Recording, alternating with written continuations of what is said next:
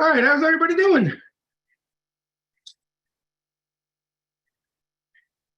End of days.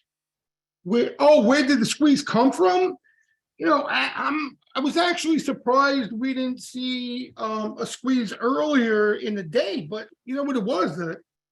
Just the put buying in a few names was so aggressive, they were shellacking Tesla, so I think buyers just didn't want to get in the middle of it and wanted to wait till it, started to show some signs of drying up.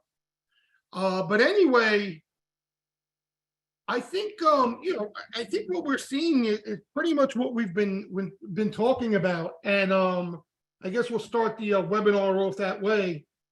Again, I won't keep you guys too long. We'll just a refresher on where we're at, a couple of things to look at and look for. Let me lower, killing me the thing. A couple of things to look for as signs. We may see some changes, but as far as what we've been talking about the last few weeks, I'm just not seeing anything too drastic yet. All right, let me get this too. I wanted to show you guys this. Hold on. All right. Yeah, I saw a comment, somebody made a comment about Tepper. You had Tepper actually too with some bearish comments in the morning, which fueled because you got low volume, low liquidity out there. But here's where we left off, just in case anybody missed the last couple of weeks or is new to the webinar. What we kind of been saying is we're stuck in a little bit of a lull period where, again, everybody's waiting for the economy to fall apart. A lot of people, including myself, had thought if you asked us back earlier in the year, we thought things would be a mess already. And we'd be talking about the Fed really pivoting to potential rate cuts. But in reality, the economy has held in, has been a lot more resilient than people thought. We're seeing things slow down, right? Certain pockets, manufacturing, housing. And then on the flip side, you got jobs and stuff like that have been hanging in there. The problem is that timing when the wheels potentially fall off the economy is the $1 million question here, right? Nobody really wants to get in front of that and get aggressive, even with the amount of cash on the sidelines in regards to the pros out there. Nobody really wants to get too aggressive and start building positions and things when we still don't know, when the worst of this is going to come. All right. The market, as we went over the last couple of weeks, we were looking at what the market's pricing in. The market is pricing in rate cuts come the summer of next year. Let's call it even late spring, summer of next year. All right. If that's the case, let's say the market front runs that by a couple of months. You're talking about the economy really starting to look bad and feel bad come spring of next year, right? So you kind of got this period of time from, and we started talking about this off the lows in October, from October all the way until, let's say, April, May, where you can't get too bearish, right? Because earnings are deteriorating as bad in certain pockets. Jobs are holding up, certain pockets of the economy are holding up. So you can't get too bearish because you can get run over off any constructive news, especially now with inflation cooling off. And you can't get too bullish because, again, we're all waiting for this, this economy to blow up in a sense. And, nobody knows when it's going to arrive. So I think what a lot of players out there are trying to do that can do it, right? Institutions can't be as active and nimble as individual players and hedge funds, all right? But whoever can be more tactical, I think what they're looking at now is almost like a range-bound market, right? And that's kind of what we've been talking about. Because of positioning being so dire on the professional side, you probably have a lengthy period of time where this market does a whole lot of nothing. And I think now we are at a point where I think it's going to make people feel even worse, right? It's going to make both bulls and bears pull out their hair. You're going to get days like yesterday where soft landing, the Fed's doing their job, things look promising, and then you walk, you turn around, wake up the next morning today, and it feels like shit's hitting the fan. And here you go now, right? It feels as bearish as it's been over the last couple of weeks. And now you got people calling for new lows and a deterioration in the economic fundamentals and, the whole bear side of the story, where in reality, it's, just a whole bunch of nothing in a range-bound price action until something gives, right? And what I mean by something gives, either what you're going to see is either they're going to wear out enough of that money on the sidelines and enough of those bears who have been short, they're going to wear them out to the point where their case is even seeing a soft landing, right? They give up on their bearish thesis, at least for now. And then you got that positioning out of the way. So either that's going to give, or you're going to see this continue until we start to see some real deterioration in the economy, in the credit markets, and that may lead to capitulation, right, of retail. Okay, because again, we have the professionals. It's a fascinating market, right? It's something we've been talking about all year. You got the professional side, right, which has been doing nothing but taking down risk and raising cash the whole entire year. Okay, so they are either short, right? They get to where they're leaning into shorts, or they get to a high cash position, right? They have no interest in putting on net long exposure in equities, the professional side. And it makes sense because, the pros are more on top of the macro news, right? They're more aware of what's going on. They know what the Fed's doing. So for good reason, all right? But the problem is, as a lot of you know, very rarely does a market crash or really find that sustainable downside to pay shorts. And when you have a whole professional side trying to catch that short as a score, the harder it is to come by, right? So that's one side. On the other side, you got that passive retail money. I'm not talking about that trader money. The traders are done, right? The retail traders that came in and were buying SPACs and Bitcoins and all this shit, they're done, right? I'm talking about the investors out there now, the passive money that just poured into the market over the last year and want to wait this out. They truly, deep down inside, they believe that if you have enough time on your side and you can wait this out, you will be rewarded. Okay? So they haven't been forced to sell. And we've looked at those charts over and over and over again. They haven't budged, right? They're up into the clouds, right? And they're sitting there.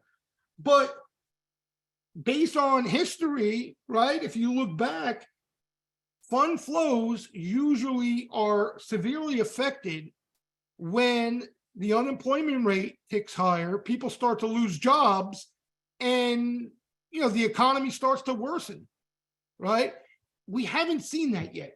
And like Harnett from Bova has described it perfectly.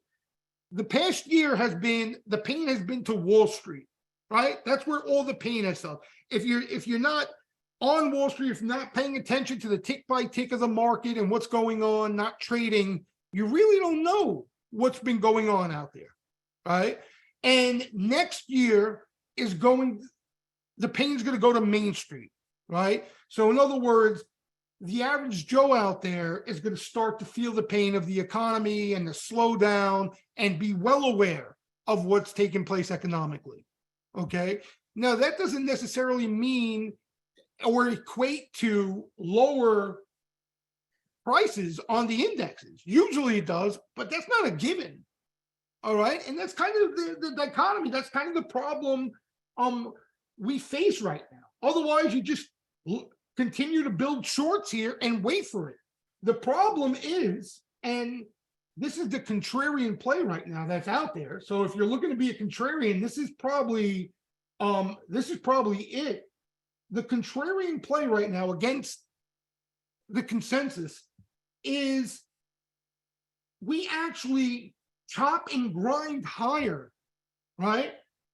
In a sense. So almost bullish momentum into the first and second quarter of next year. Okay. And think about that. That will really wear out some bears, right? A lot of people are going to be thinking the lows are in.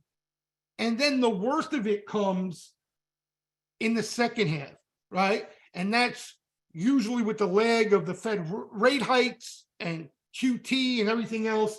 That's when you're really going to start to see the pain in the economy and the credit markets, right? So that's kind of the contrarian play right now, meaning that everybody thinks the opposite. Everybody thinks weakness into the first quarter or the first half, and the smoke clears, skies are clear, bull market, start of the bull market into the second half.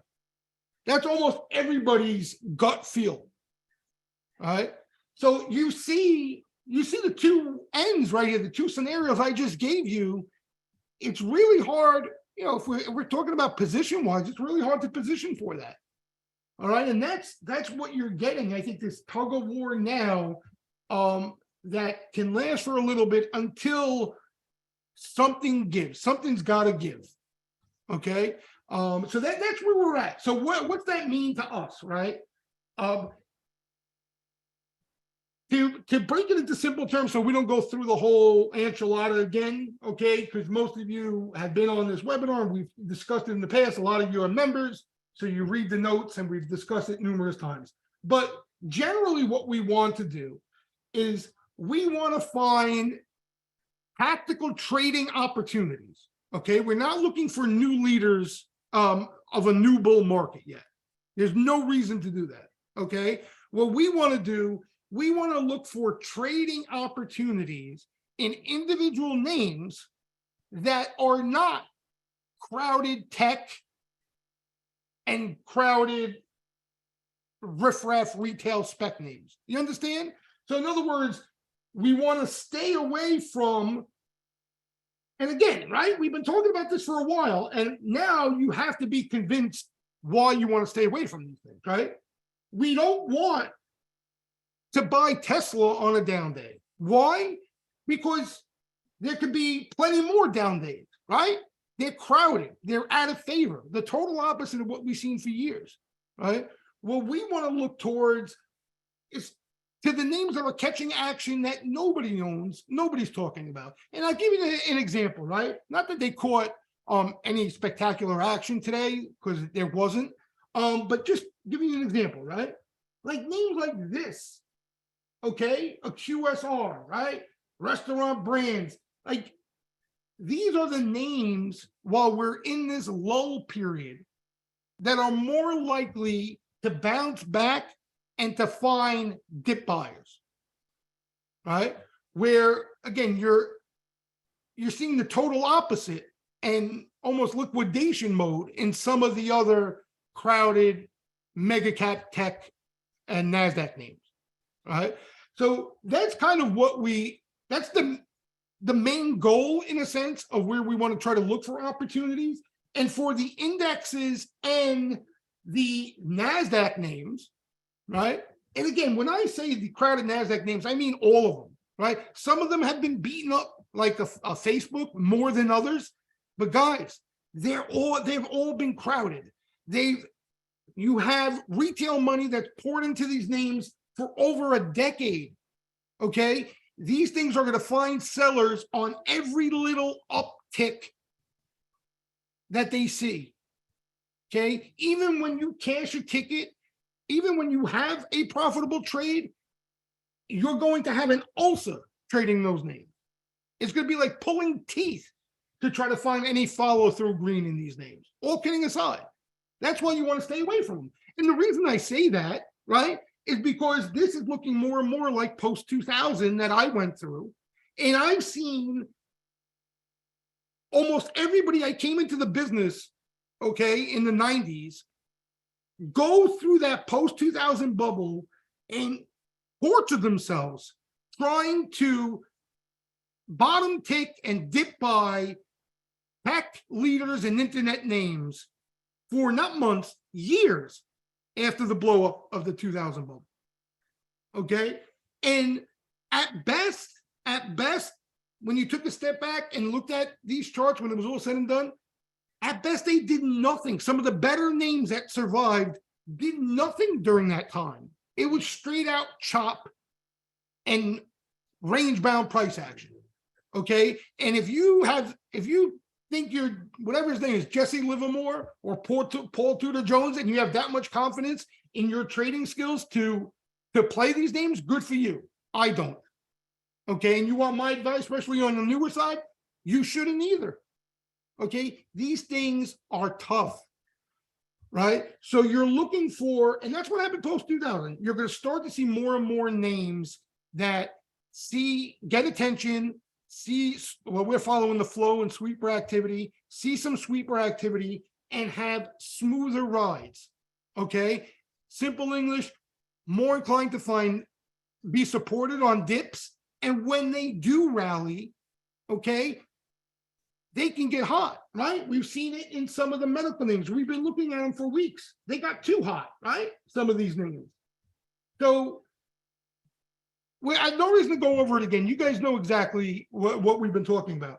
Now, if you need to play the more active names, right? If that's your thing for liquidity reasons, whatever reasons, you play the crowded NASDAQ names and you play the indexes and that's all you can do. They can be played, but you have to be patient and wait for specific times where the risk reward is worth it, right? So what you want to do, ideally, and again, it's easier said than done in a bear market, what you want to do is you want to look to trade and take advantage of these names when the odds are the overall market's going to do something like this, okay? Or has the setup to do something like that, right? So what you want to try to avoid is trying to play the indexes and play those names on this dip, on this dip, on this dip. You know what I mean? All the way down, because what happens is, just like we saw, you get a nice rally the next day, you close your eyes, you go to the bathroom, you come back, that rally's gone. Bear markets are notoriously known for that, right? So if you're going to play the indexes, you're going to play the individual names, you need to allow things to set up to the point where positioning is off sides. And if and when they do squeeze, the risk reward is worth it. The upside is worth it, right? As opposed to you're lucky if you get that and get out in time.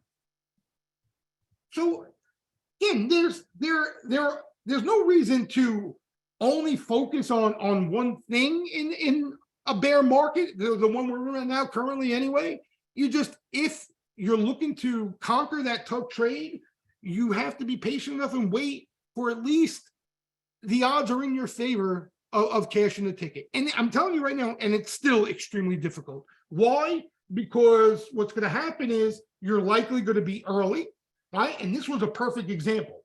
You probably get in here, right? Not here, which we would love to get in. You get in here, right? Because that's where positioning was all sides. You get a little bit of a squeeze, thinking you're going to get more, and look what they did to you. Right back to new lows. Now you have to survive this, right? But here, at least you know that if a real bear market rally comes, the likelihood is, even if you're early, you're going to get paid. Okay? Where earlier on, the odds are that's not going to be the case. Right? So that's kind of what we were looking at going into this week, right? We said, based off just being oversold and traders overdoing it on the sell side, I think we were down 7 straight days, right, in the markets. we would probably get some snapback rally just to keep people honest. That was yesterday, right? Maybe it'll last another day or so. This is best case scenario, right? It didn't. They sold it off the next day. Okay. What we want now, we're looking for this. Okay. That's what you're looking for if you want to especially play the indexes, or you want to swing certain things, and just to have that clear head to say, you know what, I don't have to worry about selling that rally the next day. Okay, I'm looking for something more, and the risk reward is worth it. Otherwise, it's not worth it. Otherwise, it's not worth it. Otherwise, here's the alternative. Otherwise, just day trade. Seriously, just day trade. There's no reason to take that additional overnight risk until you get that set up, right? And here it is in pictures, so you know, okay, what we're looking for.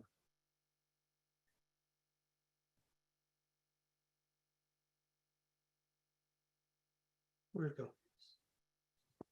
All right, so we look at this constantly on these webinars, right? And if you remember, we look at it religiously. This is hedge fund exposure. Okay, again, simple chart of just an average as a whole, hedge funds, how they're exposed to equities. Here's the zero line, all right? That's very long, and down here they're short, okay? And you can see here, right? This low here, that setup I just showed you on the chart, right? Where even if you were early, they were, as a whole, getting aggressive on the short side, okay? So that's the point I'm getting at. If you do get a squeeze, okay, at least the ammo is there, right, to find some follow through in the upside. If the market turns and groups like this get caught short, they need to cover, they're going to have an impact on the price action and obviously add fuel to the upside, okay? And that's exactly what we saw throughout this whole bear market rally, right? You could see they went from the shortest they've been this whole year, and now, okay, on the last update, they're actually slightly long, but call it dead neutral, okay? They're dead flat now. So there are no shorts to squeeze. Okay, for the market to find upside from follow through, you need new buyers. You're going to need new buying to come into the market. You're going to need, right, institutions, hedge funds, whatever it may be, to start getting aggressive and putting on long exposure. And in this macro backdrop, that's extremely unlikely, right? With the Fed going against you. Okay, so what we want to see some weakness or chop or volatility in the market where, as a whole, they start legging into shorts again. Okay, maybe it equates to negative price action and we get some downside. Maybe it's just some chop, right? And we're stuck in a little range here, whatever it may be. What we want to see them add and get a little aggressive, adding shorts back on again. Okay, and then at that point, if you're interested, you could find a spot for an entry, right, on the indexes. Even if you want it, just don't tell me because I'll be sick to my stomach. But even if you want to play some of these crowded FAANG names or whatever, but you can roll the dice and say, you know what, I can roll the dice. These names are oversold. If we get a short squeeze that leads to a decent bear market rally, at least there'll be some upside worth it, right? Worth the risk. Right now, it's just not there. It's just not there, right? And this is just one group on the professional side, right? You guys know CTAs. We look at them continuously. They aggressively covered shorts. They started already putting on some shorts again, okay? Here is we call them riffraff, the speculators in the futures market, okay? So this is index futures positioning from speculators, okay? You have here, they've been short and getting even more aggressive on the short side, literally into those lows, okay? Look at what they've done this bear market rally. They've covered the whole short position. You know what I mean? They've covered the whole entire short position. So again, do you have anybody to squeeze here realistically, right? That can add some momentum, upside momentum to the markets, right? Nobody left to squeeze. So you're going to need new buyers. You're going to need fresh buyers. And again, that's unlikely with the current macro backdrop that we have right now, right? Hasn't happened all year. So what we want to see, and it's probably we're going to need, like we had today, some volatility, some weakness, some frustration for these guys to take the other side and say, oh shit, I don't want to miss that short opportunity, right? Because that's what happens. You get days like today, after a lot of people and funds have covered their shorts, and they feel like they're going to miss that opportunity, right? They've been bearish throughout. They don't want to miss that big move to the downside. You know, so they go and they slap shorts back on. So that's where it takes the patience and the discipline. And again, like I said, timing it is never easy, especially bear markets. Oof, they're really difficult because you're always going to be early on the buy side. You're always going to be early on the sell side. Always in bear markets. Always. You know, and with the volatility, right, you can pull your hair out of your head. It's not easy, but that's the only way to trade these things. That's the only way to trade these things if you want to swing positions in this type of market. With betting on the indexes, right? Now, that being said, if you guys remember, we've been talking a lot about how I think something has changed in the overall market where I don't think we need to rely on the indexes as much anymore if we're looking for opportunities in individual names. You know, going forward, I think we're going to see a lot more names diverge from what the overall indices are doing until we see something blow up. You know, and that's what we've been seeing, right? A lot of names look a lot different than the indexes. A lot of names. All right, we've been talking about them for the last few weeks. More than that now. More than that. So the problem I see with a lot of you guys, and for good reason, you know, mostly option players, the options are not as liquid. So you got to deal with these wide spreads. You know what I mean? It's not an easy thing to do, right? It's not, you can't size up in these things in the calls. Basically, you got to put in what you're willing to lose, you know? So that's the problem you guys are going to face. But you guys don't remember the Teslas of the world, all these names, they weren't as active, nowhere near as active when nobody owned them. Now, you know, look, have you guys seen the flow in Tesla these last few days? Thank you. What's going on in Tesla now is the complete inverse, the opposite of what we saw in that gamma squeeze on the way up, right? You guys remember that? And, you know, easy come, easy go. That's the way the market works, right? You get this, you're going to have it here too. Just a matter of when, right? This, you remember, I don't know if you guys remember, the call buying that went into this was jaw-dropping. The amount of call activity, you know, was jaw-dropping. Honestly, you ask a lot of people who follow flow, this move was solely based off all that. Solely based off all that. All they did was keep buying upside calls. Market makers have to hedge. They buy stock. It just snowballed. You know what I mean? It wasn't like anything materially changed within the company or anything like that. That was all this. And now what you're seeing here is the opposite. You know, what you're seeing here is the opposite. So, you know, people will say like, oh, where could it go? You know, like I know. They ask me like I know, but I got to ask constantly, well, where's Tesla bottom? just like on the way up, I had no clue. You know, how are you going to put a number on it? I have no clue. You know, I I had no clue, no clue. It wouldn't surprise me this thing ends up at 60 or it stops tomorrow and bounces, you know? Honestly, 20, I have no idea. Your guess is as good as mine, honestly. There's no way to handicap that, you know? There's no way to handicap it. You guys got some low ball targets out there.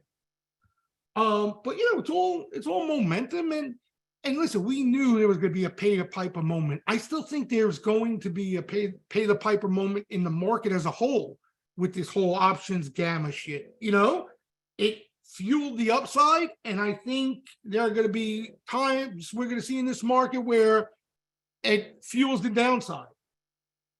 Yeah, meaning that, you know, we benefited when the market was running, you know, off of COVID, we benefited from all that call buying. All right. And a lot of people don't concern themselves with, well, what happens when the momentum shifts the other way? You know, what happens when this starts to happen on the downside? It could get really ugly. You know, it could get really ugly. Nobody, you know, everybody likes it on the way up unless you're short, but on the way down, you know, it's going to be extremely, extremely painful, extremely painful. Yeah, it's honestly Eric's manipulation. No, I mean, what a gimmick. They do it. They do with the GameStops. They do with even the thinner traded names, the less liquid names. It's so easy to do. Yeah, I remember when GameStop had the momentum. I remember we saw like it was 4 or 5 call sweepers that came in, couple $1 million out of the money. They were buying like $100 out of the money, get everybody's attention. You get market makers hedging off that risk, so that adds some momentum to the name. Then you get all the retail who are following the stock. They see the momentum, they're piling in. Yeah, it's you know, it's craziness. So listen, the question on all this stuff is timing, right? Timing. Like most of you members know, it was only a matter, we discussed this, right? It was only a matter of time before Tesla was going to feel some pain. It was only a matter of time. When, that's the question you need to answer to really make some money, right? Same thing, GameStop, right? It's only a matter of time. This thing's not, you know what I mean? This thing's not going to sit at $500 a share for the rest of its life, right? AMC. The problem is they don't make it easy on the downside. Look at this. You know, these things will be delisted before we croak.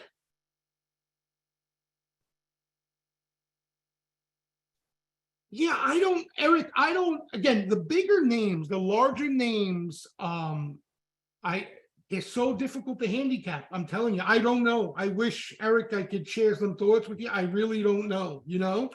Because you got this one like feeling pain. You know, the other ones are holding up, you know, it's very orderly. I don't think these things are necessarily going to crash per se.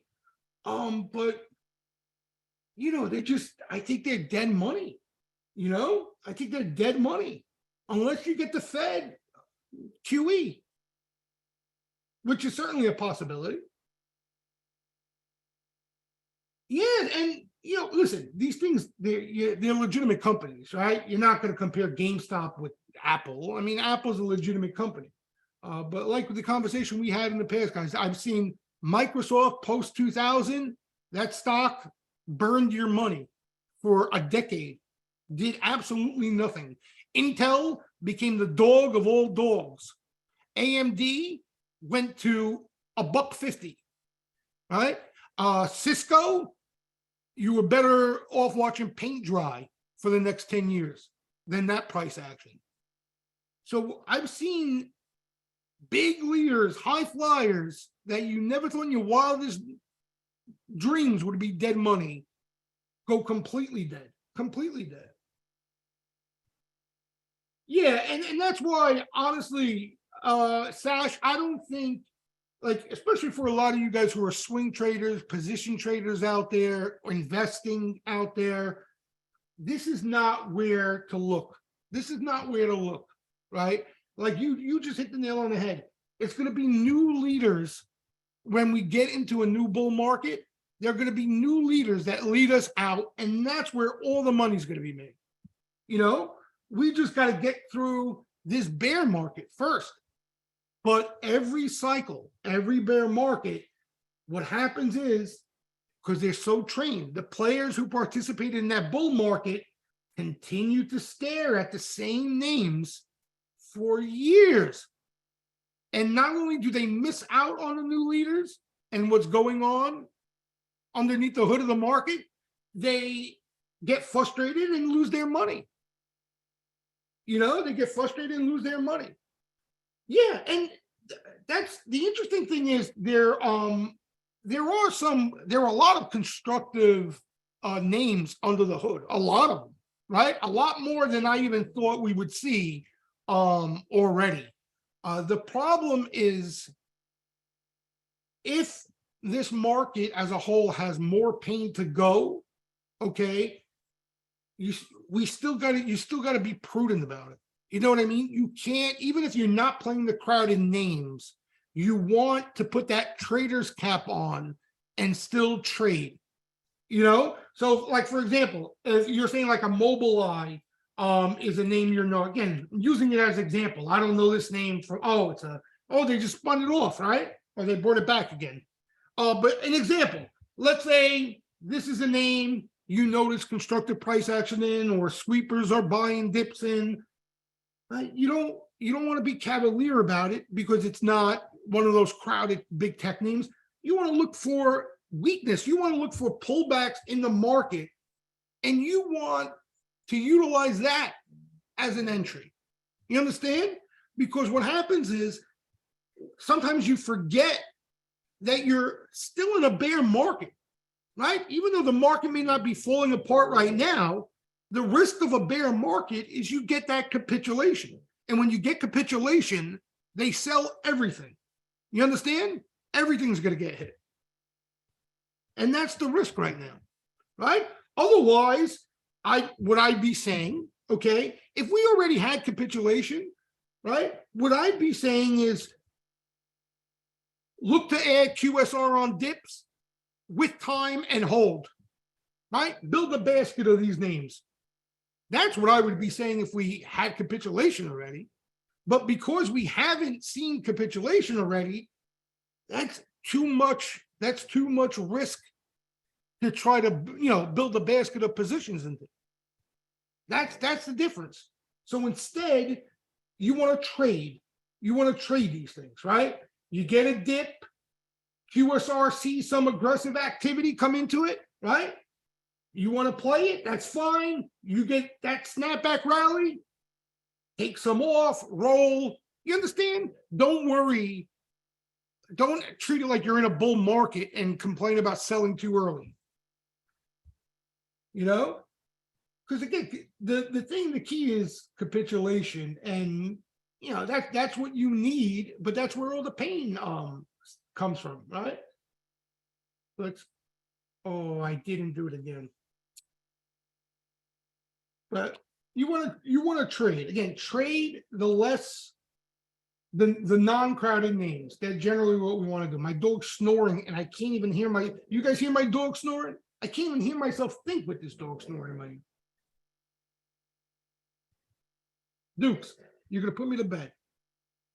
Hold on a second. Where is I can't find that chart again.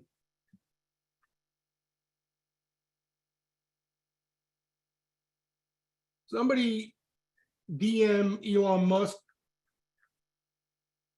all right, and tell him the Twitter search is for the birds.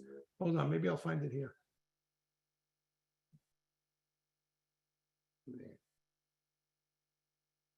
Dukes, please stop snoring. Hold on. Yeah, look at this. Look at it. Look at the Twitter search. Look. Oh, here we go. Here we go. Maybe I just cursed it out and I can't. Nah, it's still useless. I can't anymore. Anyway, I can't deal with it. You guys know the truth. Hold on. You gotta sit over here. You're snoring and I can't think. Lay down. Lay down. Lay down. Stay down. All right. That dog will blow your eardrums out. Hold on. Oh, another chart I wanted to show you guys too is this, right? Hang on. This is another thing we've been monitoring.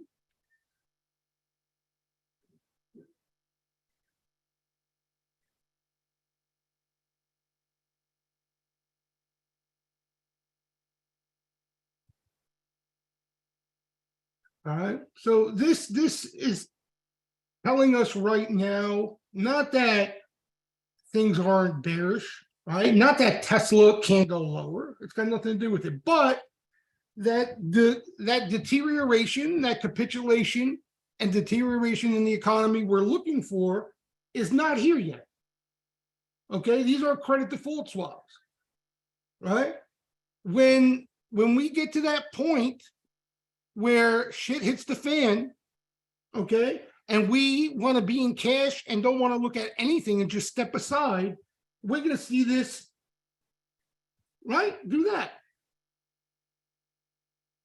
Okay, this now, when we have that type of action in the swaps, okay, that tells us, okay, not that the market's going to go higher, but we could still find opportunities in individual names to trade.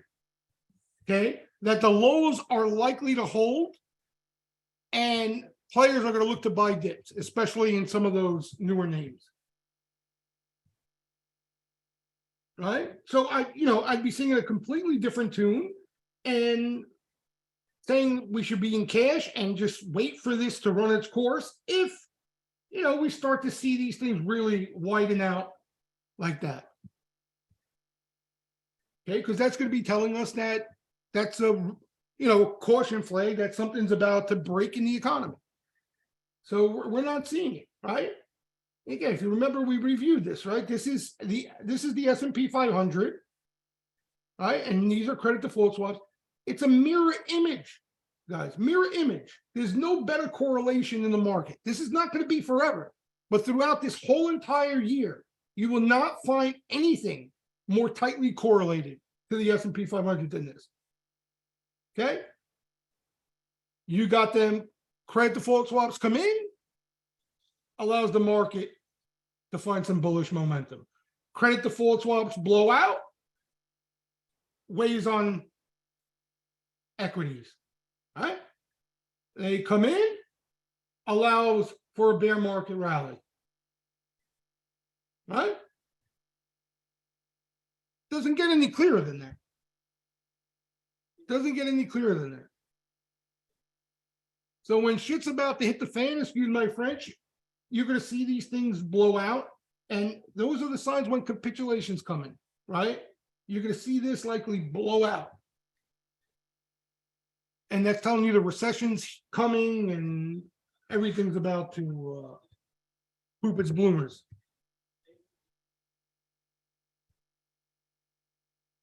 Eric, who knows? Yeah, you gotta try. You want us to figure out the Fed?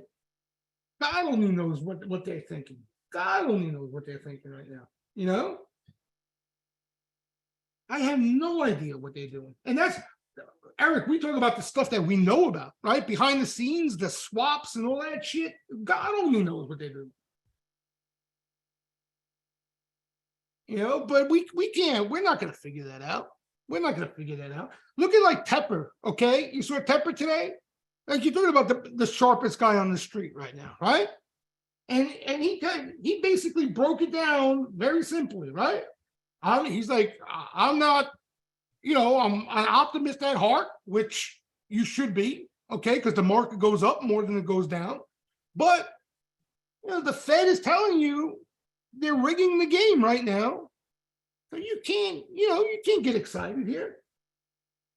Yeah, he's one of the few that, and that's why he is who he is. But even the point I'm trying to make is, even a guy like him who has access to more information and more sources than we will ever in our wildest dreams, right? Even for himself, he's broken it down to a simple point that the Fed, regardless of what they end up doing, they're telling us right now that they're going to rig the game, right, to the downside. You do not want to be long, right, especially aggressively into that. I mean, that's been the story all year. We've been talking about that, right? All year we've been talking about that. Like, this market could have up moves, bear market rallies for a few weeks, look like the lows are in. It's all irrelevant. It's all irrelevant. You know, that you got to trade them. That's all we can do. You got to trade them. Yeah, and Praveen, you know, I tell you, and especially like day trading, Praveen, that's, I know, like when you first hear me make a comment like that, it might rub you the wrong way, like, oh, like he's a cowboy or something. I've almost treated this game right now, okay, the way I'm playing, almost exactly like my DraftKings account. I kid you not, okay? Almost like I bet the bowl games. That's exactly how I look at it. You know, just like the bowl games, I handicap it. You know, I handicap the games. I try to find a little bit of an edge. I think, anyhow, I do nothing but lose money in the bowl games, but that's a different story. You know what I mean? But my approach, I'm saying, is the same exact way in a bear market. I'm not looking to get buried. I'm not looking to make a score, right? If I can, God forbid, finish a little over 500 and profitable in this whole scheme, fantastic. Yeah, exactly. It's entertainment purposes. It keeps you involved, more importantly, because I'm telling you right now, that's the killer of bear markets. And we're starting to see it now. You're going to see it really snowball from here. People giving up on the game out of frustration. Like, not even people getting buried, right? Whoever got buried, a lot of them got buried already, the traders, and they're done. What you're going to notice now is the frustration, okay? The players that they're not getting buried, they win, they lose, they win, they lose, but they still think like 2021, 2020 was every year in the market, you know? And they give up, they look for something else. Yeah. No, but that's a good one, Eric. But you really got to treat it like that, because it keeps you involved, like Praveen saying, it keeps you entertained, right? You stick around, and you'll have the bullets and the ammo to fire when you should be firing. You know, right now it's just not the time. You know, it's not the time. Yeah, well, bowl games, again, I don't want, the comparison was just the approach. Bowl games is a losing proposition. That's an impossible feat, you know? Not too many people can win at bowl games. But what I'm getting at is the approach, you know? Understand you don't have any huge edge. The most important thing is money management and protecting your capital. That's the most important thing, right? If you can make a little money when it's all said and done, you hit the lotto. You understand? But your goal is just to stay involved and have that bankroll when the time comes that you need it. Yeah, because, you know, you're going to get buried for no reason right now. No reason. You know, the odds are against you. And this is where listen, in bull markets, you guys see it. You don't have to be a genius to make money. Okay, if you have an edge, you'll make more money. But in bull markets, you got to be a schmuck not to make money. Only if you're stupid and short in bull markets, you lose money, right? Let's be honest. Every jabroni in the world can make money, right? It's holding on to it that nobody can do. That's the name of the game. Nobody can hold on to the money that they make in bull markets. That's the most difficult part of this game, right? You know, every single one of you, okay, every single one of you will reach a point where you make money in bull markets. I promise you, every single one of you. But that's, you know, that's the easy part. That's the easy part. The tough part is holding on to that money, right? You're right, though, Cash. Everybody, right? He thought he was a guru. It's the truth, though. It's the truth. And think about what happens. That was a weird time because you had the COVID situation, and then the government gave everybody a Robinhood account and funded it, right? So kind of like retail was ready to go early on, which usually doesn't happen that way. But usually what happens from bear markets to bull markets, you get a bear market, everybody blows up, everybody gets frustrated, and then they want nothing to do with the equity markets. You know what I mean? They want nothing to do with trading or investing because they're so frustrated, and they don't come back until things are really good again.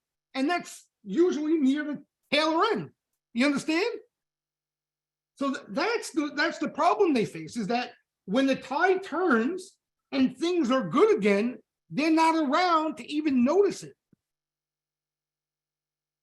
So that's our main goal, But a lot of us, just the way we're wired, and you guys know, if you're honest with yourselves, for us to say we're going to stay in just cash and wait this out, highly unlikely. You know what I mean? It's highly unlikely. Okay. Now you could say, oh, I'm going to travel and I'm going to do this, I'm going to do that. If you walk away for a long period of time, all right, coming back is going to be really, really difficult. Really difficult. It's going to be really difficult. Yeah, you lose touch, exactly. So it's almost like, when a team is off a couple of weeks and in baseball, you still got to go into the cage and swing. You got to still be on top of things to take advantage when the time comes for the turn. Yeah.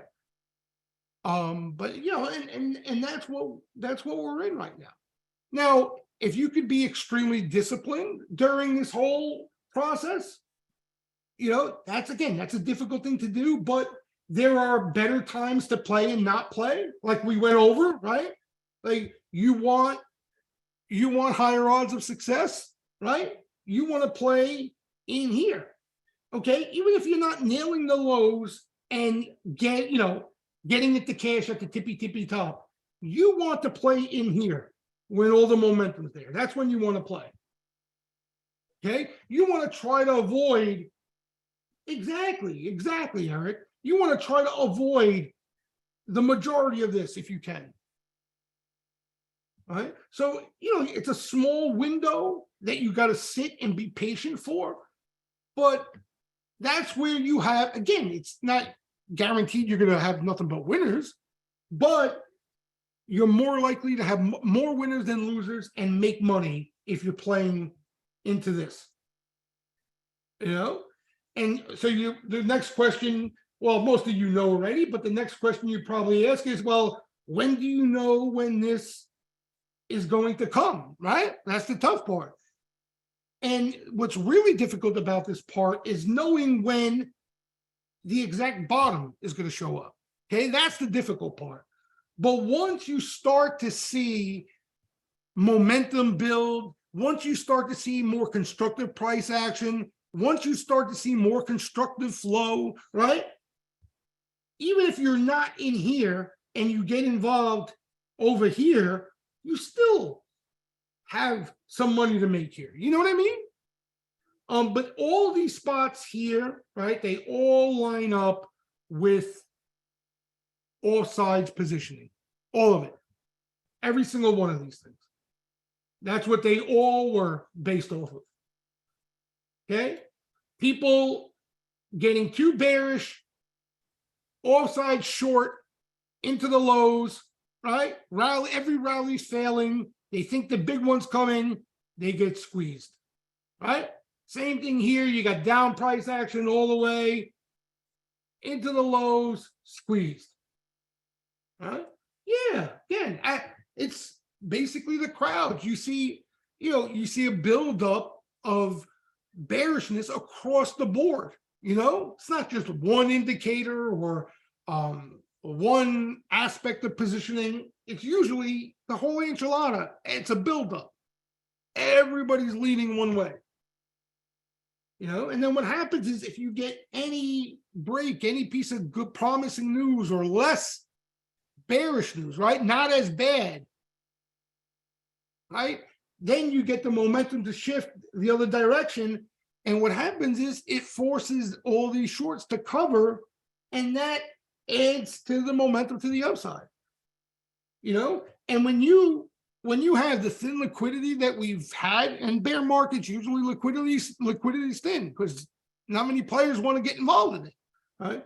When you get CTAs covering shorts, you see it in the price action. It doesn't go unnoticed. You know what I mean? You see it in the price action. It's just a matter of how long it lasts, right? How big of a move, how strong of a move. That's what it comes down to. But the main takeaway is, again, not to pinpoint it. It's to, get more involved in here than over here.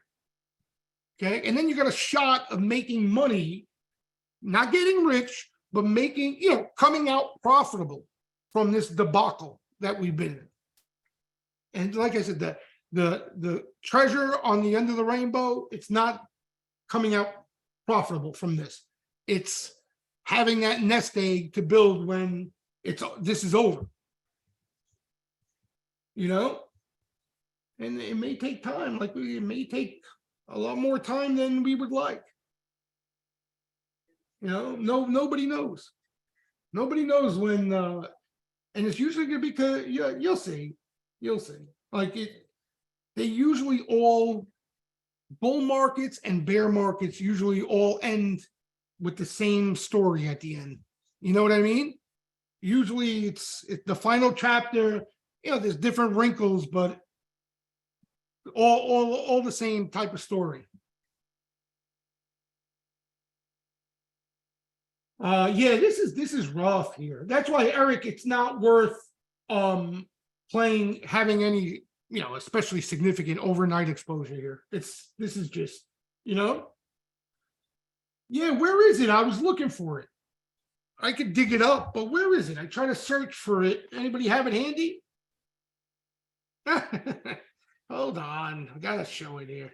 It wouldn't be one of these webinars if I didn't show that flow chart. Hold on, I think I have the one where Bova talks about the big low, but I gotta find it. Hold on, bear with me. It's a good reminder though. It's worth looking at, Hold on, it should be here somewhere. Hold on.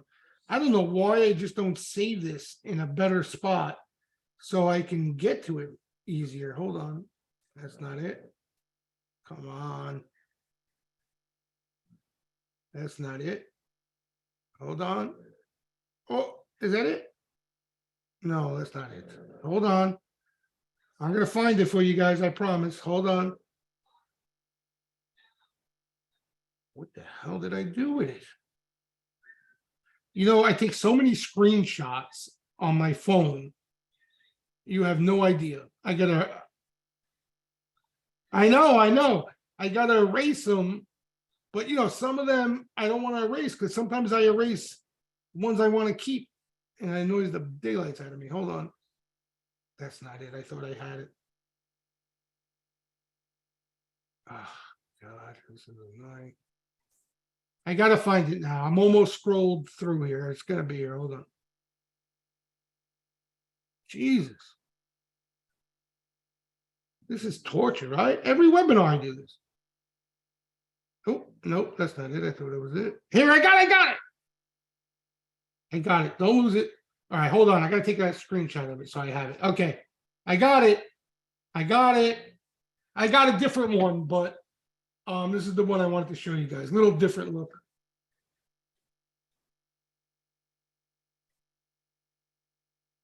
Oh, here. Eric, was it you asking me or was it Mark? One of you guys were asking me about further back in time, right?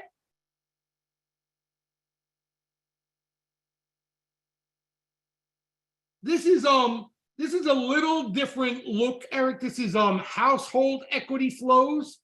So I don't know if it's the same exact one that we look at, regarding the weekly fund flows. I think it's more. Oh yeah, it's more cumulative, I think. But anyway, you get the picture, right? It's pretty clear here. So here was 2000, right? Is that the top in 2000? Yeah, somewhere over here. Here's where the flows ended up, right? Here is 2008. 2008 was a debacle. You had minor flows here, no buildup, and then look at this big one here. So, you need them to get shaken out. This is a 5-year interval. Okay. All right. So the other one we look at, we see obviously the week to week movement, right? The inflows, outflows. So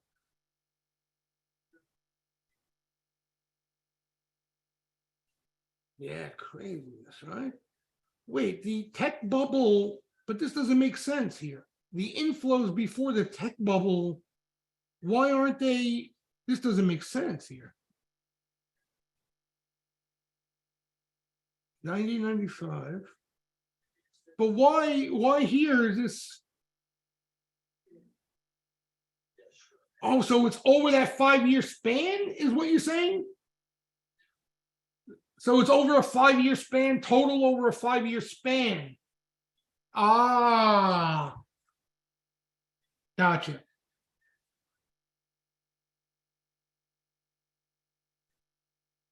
So this was the fourth quarter. This is the fourth quarter of 02.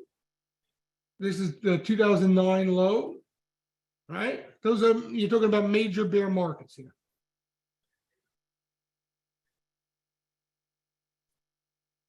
Yeah. So it's a different look, but you guys get the idea anyway. I had another one too that it didn't go as far back as this one, Eric. That's what after you mentioned it, I was looking to find one that goes further back. Let me see if I have it.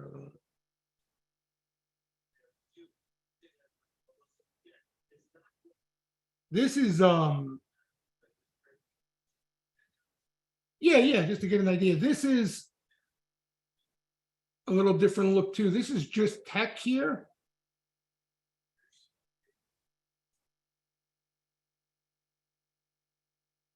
So this is just tech, right? Look at this.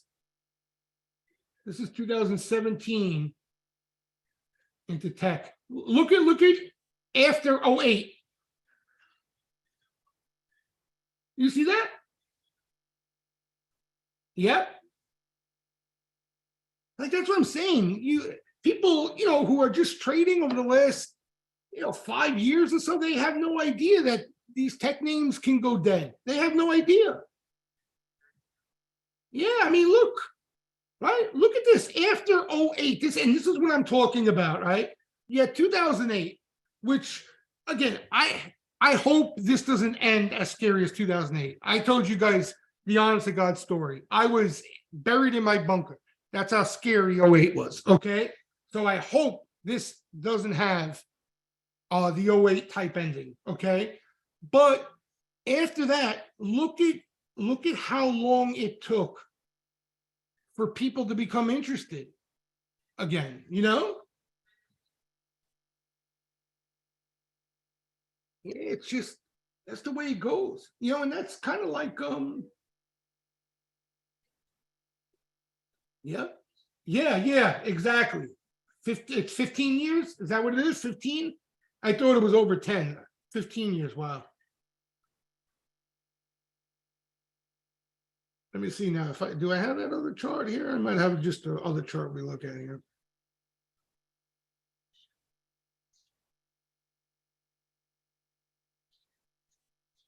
Oh, isn't that crazy? That's crazy. The FAANG chart over the global central banks. right? The timing is unbelievable. Oh, I found it. I found it. Okay, so here's the other chart that we pay attention to.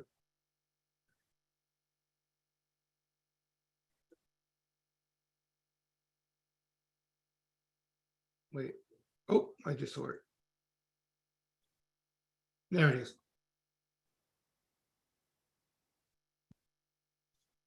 So there, here you go. This is more of what I was talking about here, all right? So here's where we're at.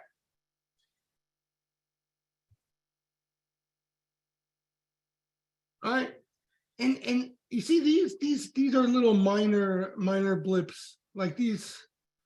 And that's what, when you get this, right? When you get this flush out, what that's where you get those that's the start of a new bull market. That's the start of a new bull market. The rally that follows after you get this cleansing, that's where you get the new bull market leaders and everything else. Crazier charts pull up any of these hockey sticks and then overlay time. Yeah, really? Hockey sticks. You see the hockey sticks? You guys didn't believe me with the hockey sticks, right? I'm telling you, that was the biggest takeaway from post 2000, the hockey stick pattern. It became so famous. What happened here? This was late 2018, 2019. This was, wait, this, what do you mean what happened? Are you talking about what happened on the way up or on the way down? Luis, yes. I know, it sounds crazy, but you usually don't get that V-shaped recovery, the start of a new bull market, without this capitulation. That's now, if you're gonna make, you can rebuttal me with, well, maybe you don't get this, and you get a market that trades range bound for the next 5 years. Certainly possible, Luis. You know what I mean? What I'm saying is, you're not going to have the start of a new bull market with new bull market leaders, growth leading the way, a healthy bull market. You don't get the clean bull market without that type of capitulation. Upside down hockey stick, yeah. This is what fuels the bull markets. It's that wall of worry. They buy every correction, every pullback gets bought, Luis, when inflows are down here doing nothing. They wait, the smart money waits for the inflows to come in, and that's where they sell it to them. You understand? That's where they get out. So, like, for example, like you had the COVID crash, right? And everybody, for good reason, thought the COVID crash was going to be the start of a full-fledged bear market that would last a decade, right? I mean, could you have any better catalyst? You have a pandemic, people locked in their houses, every global shutdown economically. Like, it looked like Armageddon.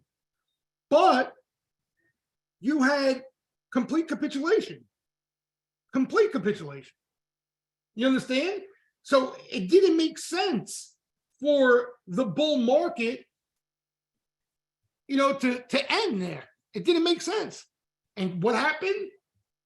You saw what happened. COVID lows, V-shaped recovery, and the rally that followed was, forget it. It led to this. So now, this downturn, okay, the start of 2022, right? And you hear it a lot at the start of every downturn. Oh, this could be a bear market. The odds were that this legitimately would be the start of that bear market because of this. You understand? You got everybody in the pool now. And what usually happens, Luis, the smart money right, is not going to get aggressive and start buying shit up, loading up when this is here.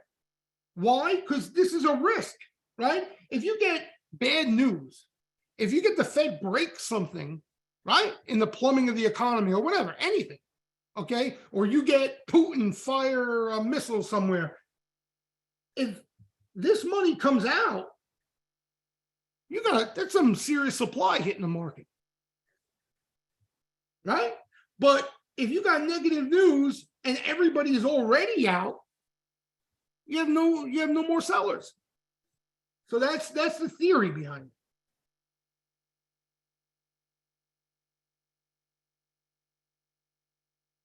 Right. So, but this is the risk, right? And like for me, honestly, and again, because probably with experience, and I've been through these things, but that's the major risk for me, to start laying into positions and building a basket of names. Okay, the two things I look for me to start building positions. Okay, one, sweeper accumulation and new leaders. Okay, because that's signs of a start of a new bull market. Obviously, we're not seeing that. We're seeing more defensive positioning. That's the only flow out there. Okay. And two, which is just as important in the bear market, is that capitulation, right? No more sellers. All the sellers are done. And, as scary at times as this bear market has been, and especially under the hood in some names, that risk is still here. That risk is still here. Okay. And now, right, let's say we do go into a recession. Okay. Unemployment rate goes up. People start losing their jobs. What do you think happens to this? Right? What do you think is going to start to happen? I lose my job. I'm losing money in my investments and equities. And now I can put it in a money market and get 3-4%. You know what? It's only a matter of time, right?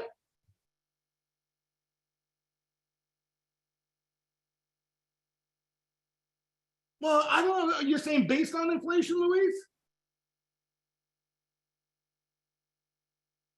Yeah, I mean, I can definitely see that. So, what you're saying is these are going to continue to get bigger as we go on in time, without a doubt. That makes sense to me. We're seeing it just in general and everything, right? Look at like the options flow.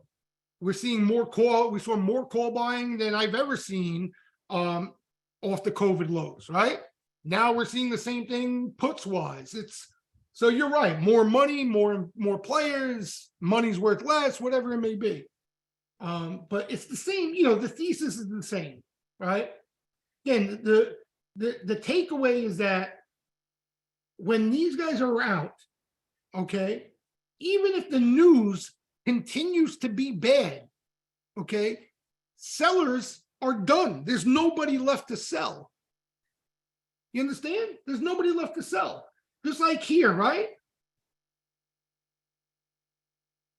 How much higher is that going to go before there's legitimate risk that we're confronted with that's going to create some selling? All right, so that's the logic there. Who's left to buy when everybody's already all in? And if something negative does show up, right, you have a lot of potential sellers. All right. And if something positive shows up here, if we get a vaccine for COVID, you got a lot of potential buying. So that's the general takeaway from this. Again, it's more big picture stuff, guys. And it's not stuff you're going to pay attention to day to day in a bull market. You're not staring at this in a bull market every day. But it's stuff to always pay attention to in the background, Yeah, exactly. Well, what's that? What's an outlier? This here is an outlier, you're saying, Eric? I had missed your comment.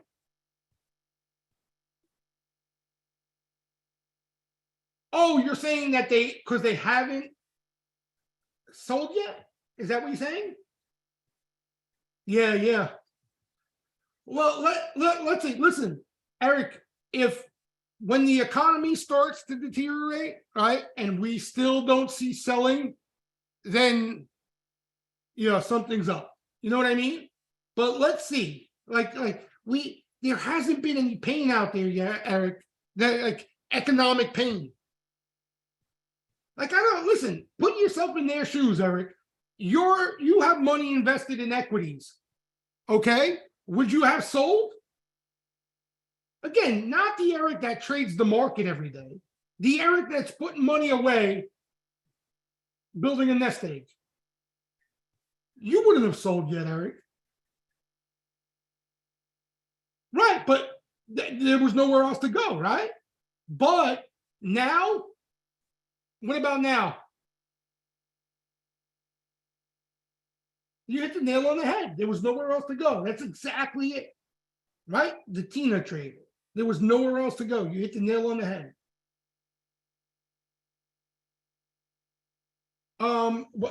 Wait, hold on, Mark. Let me see. I missed your question. I got to make this bigger. I can't see. Hold on. Where are you? Where'd it go? If there was a way to know how much worth of 1.2 trillion on inflow after the 2022 crash. Wait. Ask that again, Mark. I don't know what you're saying. If there was a way to know how much worth of 1.2 trillion of inflow, how much of it came in after 2022 is what you're asking?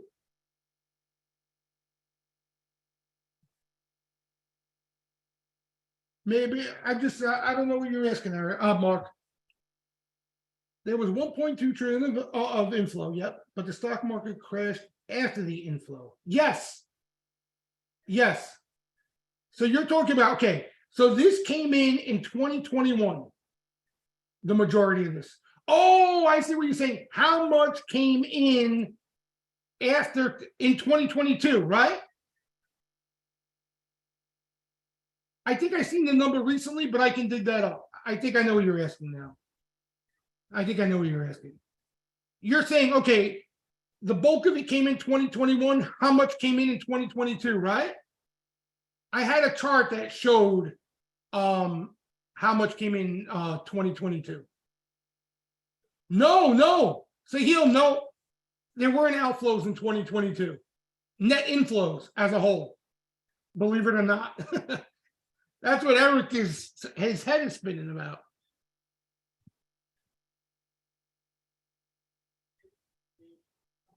Yeah, but think about what Eric said, Sahil. Think about what Eric said. Okay. Remember the Tina trade. Where were you going to put your money besides equities to see a return? Bonds were a disaster. Money market, you lose money. See, now it's different, right? Now it's a different story. But prior to that, you had nowhere else to go. So that's why it's not that far-fetched.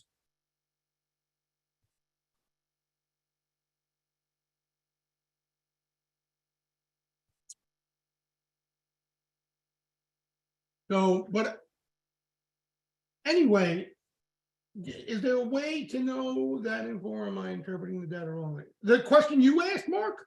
Or are you guys having a conversation amongst yourselves? Hold on.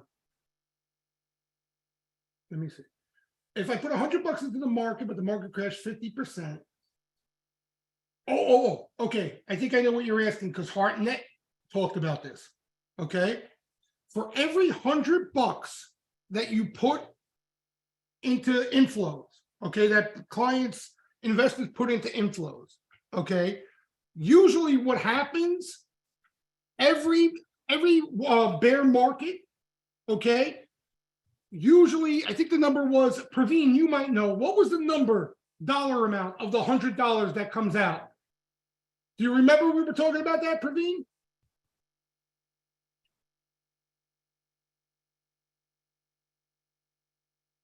I think, what was it? 80?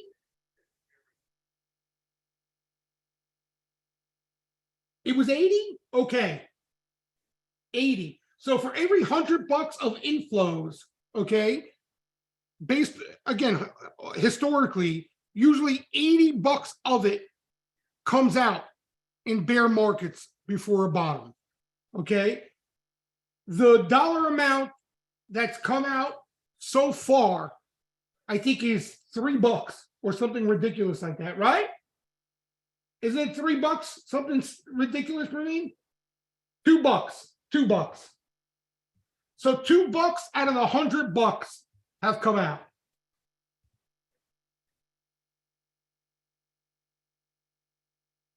You know, $2.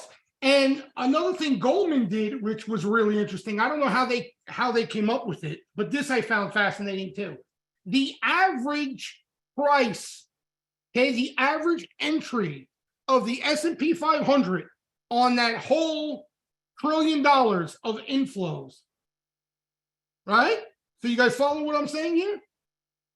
The average entry of the S&P 500 based on where that money came in, I think is 3,900, right? Or again, Praveen would know better than I do. You guys remember? Was it 4,100? 4,100. 4,160. Thank you, Mark. Yep. 4,160. Thanks, guys. Okay, so that's the average entry on the bulk of, on the average of that money. You know? So again, you know, it just, they're not, you know, they're not buried. You know what I mean? They're down, but, you know, they still have hope. Oh, where's 4160 on that? According to Harnett, no V-shaped recovery. Yeah. Well, again, I know that too, based off as long as I've been in this game. And Harnett confirmed that. So that I can vouch for. You know? The way I phrase it, the way I look at it, you don't get the start of a new bull market without capitulation. That's, you know, and I think that's the most important thing. You know, I think that's the most important thing to acknowledge, because that doesn't mean that the market has to bleed throughout. You know, you could get range bound markets, right? Sideways in a range. You could get a whole bunch of, you could get defensive names that outperform. Certain pockets of the market outperform, but for a new bull market to start, I haven't seen it without capitulation. All right, so to get this, you need that capitulation. You know, so. But, you know, and this is, we want the capitulation, but it, yeah, I told you guys what to remember, because it's, you look for it now, it's not around, but when the time comes, you got to remember it. When this is over, okay, it's going to look a lot different than it looks right now. You know what I mean? It's going to feel and look, just by looking around you, it's going to feel a lot different. A lot of people you know that you spoke to that are in the game will be out of the game. Okay. Even us will be talking on these webinars, and, you know, we'll be talking about how we're seeing outflows, we've seen capitulation, but we'll still doubt that there could be any potential bottom in a new bull market in place. You know, that's how awful it's going to feel. You know, and that's what I think is still left too. I think the frustration factor, I think, is just starting to manifest. You know what I mean? Like we haven't seen it yet. We haven't seen it yet. You know, we've seen some pain. What is this? How do I get this off of here? Where's this coming from? We've seen some pain, but, you know, a lot of people are trying to wait it out, and they're still looking for bottoms, right? That's another thing. When we're at a bottom, nobody's going to be looking for the bottom. Trust me. Trust me when I tell you, nobody is going to be looking for the bottom at the start of a new bull market. Nobody. You got to force yourself. You're going to have to tie yourself up into your chair and put blinkers on to keep your face on your eyes on the screen in order to pay attention.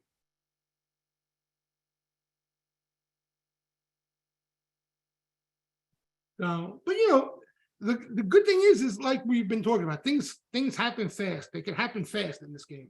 You know what I mean? Things can happen fast. Even if we're in a lull for the next couple of months, you could get boom, boom, boom that next month. So, but we'll see. Yeah, the options are great. Oh, here I pulled. Here are some of the action for today. If you guys want to, I played a couple of these names late, but day traded them. I don't know if you guys played anything today, but I was fiending to play something at some point later all day. A couple of them had nice moves. I got screwed. I got shaken out of one of them, but a couple of them had decent moves at the end of the day. Salesforce had a decent little rip at the end of the day. PayPal had some momentum at the end of the day. Pinterest. But again, like, see these names here? And I like Pinterest, I like because of who's behind it. Like, I think they're gonna support it. But these are tough cookies. You know what I mean? These are tough stocks. These are really tough. They're out of favor. That being said, you can look to day trade them. You get some action into weakness. The one, I think the most interesting, Elliott. That's why I like it the best of them. You got that Elliott support. This is a little sweep. There was a little more around it. This is the one that actually I found most interesting on the day as a news play. They might be looking for chatter in this name again. I think it was, who was looking at this name? You? Was that who was going to buy them, or? Yeah, this is an unusual name too. We'll talk about that in a sec. So what I was hoping for, and then I was going to let you guys know if we started to see action coming in. I was hoping they'd come back in the afternoon because the market was weak. I thought maybe they'd let the market play out a little bit, and I was hoping they'd come after it a little bit in the afternoon. I could day trade it, decide maybe I want to hold a piece and try to get lucky, or but they didn't come back after it in the afternoon. But this had some chatter recently. We saw some flow. There was it this? It might have been back here. Later, Ryan. You too. Happy holidays, brother.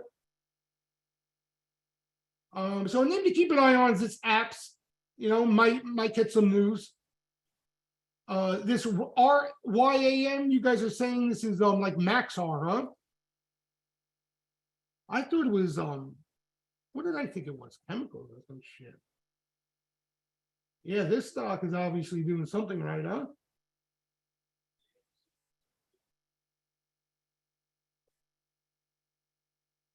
Yep. So this is not a big bet, but really unusual. It was an unusual sweep. This was what, 150 grand, not bad at all for that name. Sometime May, 7.5s. But definitely an unusual sweep. Name doesn't catch action at all. QSR, there's been several sweeps in this name. They've been buying it recently. Some of these, like the Wendy's and stuff like that. And the stock looks half decent. This is just a bounce play they're playing here. There was really no impressive action out there. PayPal caught some action, but I showed you guys the flow in PayPal. Okay, today is one of the better days that it caught action, and I showed you the overall flow there. It's a mess. It's a mess. So it looked like clean buying that came in. That honestly, that's my best guess. But let's see what open interest looks like tomorrow. The changes, because there was a ton of action around it. Ton. Now, can you make the argument here for a bounce? Yeah. But that's exactly just a trade. Don't fall in love with these things. Don't fall in love with these things. But what do you mean, Bill? In regards to the market or what? PayPal, what are you talking about? Oh, is it you're talking about that tax loss thing? Is that what you're referring to? Where they sell for taxes, they buy it back? Yeah, yeah, yeah. Could be, could be. I was thinking about that earlier today too. Could be. But yeah, listen, we already, I'm not going to beat the dead horse. No reason to go crazy, especially in these names. But listen, you're not chasing it, right? If you want to roll the dice on some calls, you get a bounce. I'm not going to talk you out of it. I mean, look, this thing's, you know what I mean? But they're tough, right? These are tough trades. These are tough trades. Okay, the names you're not aware of or the names you're not interested in buying, those are the names that are easier to trade right now. Those are all the names that are easier to trade. Luis, what are you talking about here? The economy, which areas are the first to show crack? Well, you got housing is the first. Housing is a disaster. Anytime the Fed starts raising rates, housing is the first thing to blow. The consumer is the last thing to blow. And that's what everybody's waiting on. I saw the lumber chart. So everybody, Luis, everybody's eyeballs are on the job market. That's what everybody is looking at. They're looking for signs that the job market may be cracking. But I'll be honest with you, Luis, we've been talking about it, the whole entire year. If you were to tell me the Fed was going to do what they did, not only the Fed, but all central banks, and the economy is not going to get plastered because of it, I'd be shocked. Okay? I'm telling you right now, I'd be shocked. I know the economy looks resilient. I know that people were expecting it to crack already. It hasn't in a bit. I understand all that. But I'm telling you that Fed's actions have a lag to it, just like they do when they're easing. The same thing when they're tightening. There's a lag effect. Okay. And I'd seriously be highly surprised if it doesn't have a significant impact economically. Government payments are helping the jobs market for 2-3 months. All right, that makes sense. That makes sense. But you have you see what's happening in tech, right? We already see layoffs and all that. Because tech, that's where that's going to get hit the hardest, right? That's where all the spending went bananas.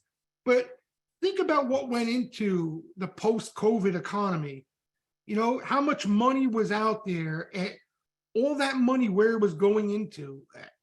I don't see how that doesn't have a serious effect on things now that you tighten the spigots. Yeah, M2. This is what it looks like. This is M2. Right, Eric? That's what it looks like. Right? Like you see the velocity when you see this, I'd be shocked. Like people talk soft landing or a shallow recession. I just don't see it. I don't see it. I hope I'm wrong. You know what I mean? I just don't see it. I do not see it. But time will tell. Time will tell. And that's what I think. I think what's going to happen is it's taking longer to have an impact. And then when it starts to have an impact, you're potentially going to get a Fed pivot. But I don't think the Fed pivot's going to matter initially because things are going to be that bad. Because again, even with the Fed pivoting, there's a lag. There's a big lag to the rate cuts and easing. So you're going to have a lot of pain and damage. The market's going to end up front running it eventually, but I still think I think there's a lot of pain. I hope I'm wrong. I hope I'm wrong. Yeah, I think, what I think is going on, Eric? I think the industrials and all that stuff, what it's telling us is that this economy is going to hold it together for a bit longer. Yeah, well, it could be war and all that. It could be a lot, but regardless of the reasons, I think you're seeing the industrials and all these things outperform and look good because, like we were saying, even the market is pricing in rate, the start of rates cutting in the summer of next year. You got, think about that, from October, November, December, January, February, March. A lot of bad was priced in, right? You got like a stock like Boeing. Like, how much negativity has been priced into this thing, right? So now you tell them that, listen, you're not going to have any economic pain till the summer of 2023. It makes sense, right? It makes sense that this should rebound. But eventually they're gonna get hit too, right? They're not immune, they're gonna get hit too. They're gonna get hit too once the economy slows globally. But the million-dollar question for me is like, okay, let's say we even know that the economy really starts to roll over, let's say into the late spring, summer next year, right? Let's just say that's the time where shit's gonna look bad, okay? Where's that starting point for the market? You understand? Like, when that starts, where's the S&P 500, right? Is it gonna be at 4,200, 4,300? Or is it gonna be at 3,400? You understand? That's a big difference. You understand my question? Okay, let's say the market is right and they're pricing in rate cuts this summer. Come late spring, where's the S&P 500? If you're at 4,300, right? Like, yeah, the market could get beat up. It could potentially even make new lows, go to 3,400, 3,300. That's a lot of pain, but that's also, you're talking about something like that, over the next 5 months, 6 months. And I think that's what's tricky here. Oh, especially now, Eric, it's hard enough to begin with. Now it's impossible. It's impossible to forecast that stuff. You can't forecast that stuff. The sharpest minds on the street can't forecast that stuff. No, because again, you don't know where everything else is, right? How are people positioned at that time? You know what I mean?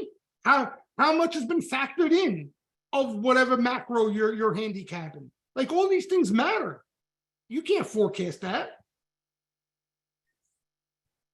What if I told you that come the summer of next year, okay, the Fed's going to cut rates and the economy, the wheels are going to fall off.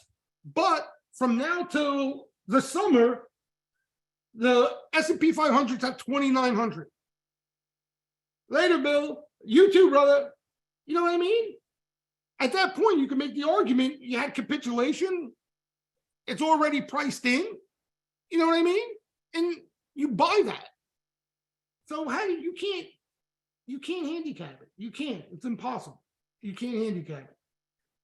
I think this is a market right now, day by day, week by week. You look at what's in front of you, right? You analyze what's in front of you, and you come up with a game plan. I think that's the only way we could do it right now.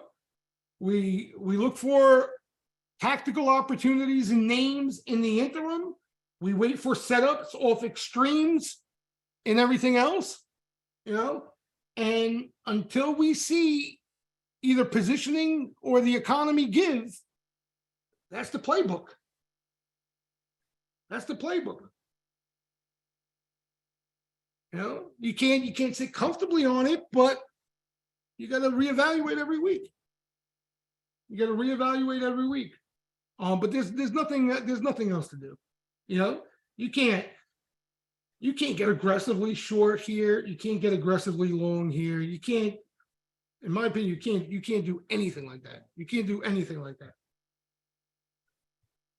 You know, there's too much risk on both sides. You know, too much risk. And very easily we could just do this. Right? We could continue to do this. You know, it's funny, we were talking about this as a potential scenario when we're saying Sharpies are getting long, even though the Fed is capping upside. Yeah, well, if the market's just going to do this, right? You don't want to be short, right? I mean, this is something we want to trade. There's nothing else. You want to trade this until something gives.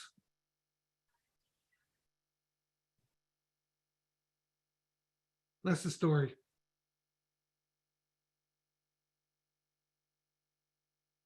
Oh, let me get this off.